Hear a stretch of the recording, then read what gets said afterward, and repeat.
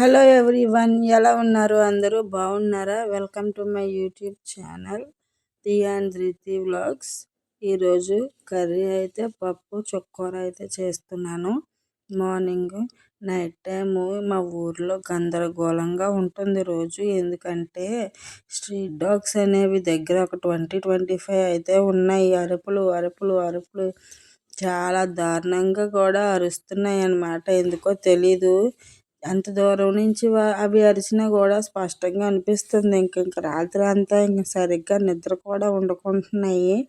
Street dogs అయితే ఎక్కువైపోయాయి అన్నమాట మా ఊర్లో.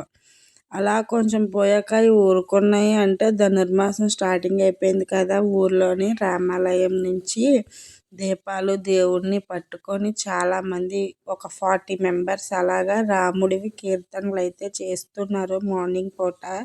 చాలా బాగుంది. ధనుర్మాసంలోని అలాగే చేస్తారు కదా. మీ ఊర్లో కూడా అలా చేస్తారా లేదా కామెంట్ అయితే చేయండి. మా ఊర్లో అయితే ముక్కోటి ఏకాదశి కూడా వెంకటేశ్వర స్వామి టెంపుల్కి రామాలయంకి చాలా బాగా చేశారు. వెంకటేశ్వర స్వామి టెంపుల్లో అయితే భోజనాలు కూడా పెట్టారు. చాలా బాగా సెలబ్రేట్ చేశారన్నమాట. హరినామ స్మరణ చాలా మంచిది కదా ధనుర్మాసంలోని. ఇంక ఈ సంవత్సరానికి మాకు పూజలు అవి ఏమీ లేవు కదా. ఇంక నార్మల్గా మార్నింగ్ లెగిసి వండుకోవడం, తినడం, పడుకోవడం ఇంకంతా అయిపోతుంది. నెక్స్ట్ ఇయర్ నుంచి అయితే బాగా దేవుడి స్మరణలో చేసుకోవాలి. ఇంక ఈ సంవత్సరానికి అయిపోయింది. 2026 వచ్చేసింది. అందరూ కూడా హ్యాపీగా ఉండాలి. ఈ ఇయర్లోని లాస్ట్ ఇయర్ లాగా చండాలంగా ఉందండి. లాస్ట్ ఇయర్ అయితే అసలు ఎవరికి బాగోలేదు. మొత్తం ఇంకా ఆ ఇయరే అంత అనిపించింది అన్నమాట. ఇంకా ఒక్కరికి కూడా బాగోలేదు. బాగుండాలని వాళ్ళు ఒక్కరు కూడా లేరు.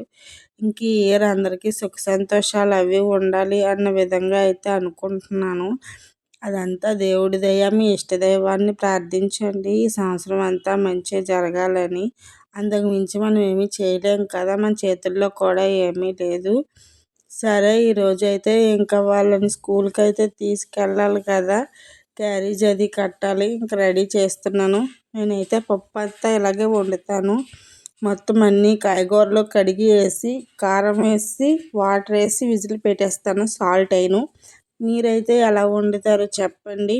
నేను పప్పు చేస్తే నా పప్పుకి ఫ్యాన్స్ కూడా ఉన్నారు మా ఫ్యామిలీలో. సబ్స్క్రైబ్.